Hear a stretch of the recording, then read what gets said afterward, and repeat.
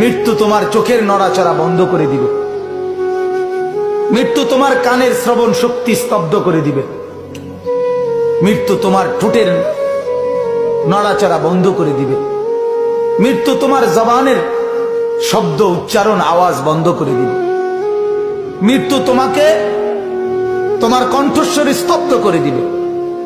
মৃত্যু তোমার জিহ্বার সব স্বাদ বিনষ্ট করে দিবে।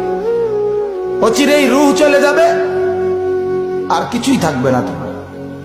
না কানের শ্রবণ শক্তি, না নাকের ঘ্রাণ শক্তি, না চোখের দৃষ্টি শক্তি, না চামড়ার অনুভব শক্তি, না পায়ের চলার শক্তি, না কল্পনার বিবেকের দিমাগের চিন্তা ফিকিরের শক্তি, কিচ্ছু থাকবে না। আল্লাহর নবী এটাই বলছেন, সব কিছু নষ্ট করে দেয়, মিনিটে স্তব্ধ করে দেয় যেই জিনিস, সেই মৃত্যুকে বারবার স্মরণ করে।